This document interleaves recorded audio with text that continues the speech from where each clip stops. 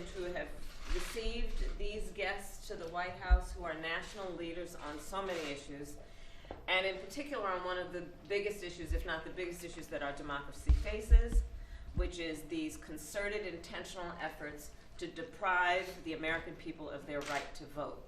I invited, along with the president, these leaders so that we could have a candid conversation, so that we could talk about who is being impacted, how they are being impacted, always with a context that is historical in nature, understanding that so much of this is not new and is going to require us to be tireless and committed and vigilant in fighting for all people's right to vote.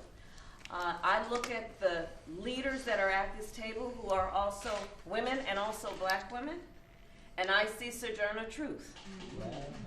When I look at the women at this table, I see Ida B. Wells, Amelia Boynton. I see Fannie Lou Hamer.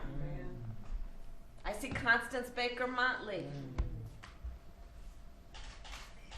And these are the modern versions of those great women who all Americans have the blessing and the benefit of standing on their shoulder.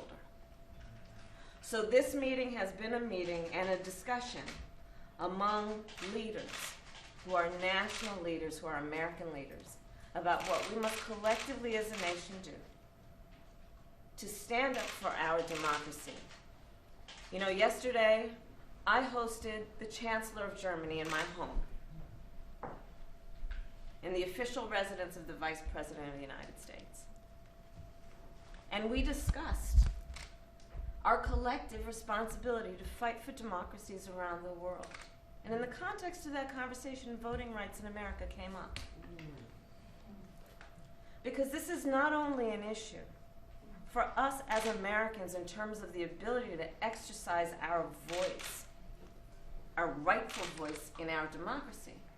This is also an issue that is about America standing in the world and whether we can continue to hold ourselves out as a democracy and therefore a leader on the globe. All of these issues are present at this very table in the Roosevelt Room right now in the discussion that we have had. And I want to thank Melanie Campbell and every one of the leaders here for all that you do every day, and this discussion will continue. Thank you. Madam Vice President, you brought up the issue of history. Is this that LBJ moment on voting rights? Are they making you do it, or making Republicans in Congress do it when it comes to voting rights?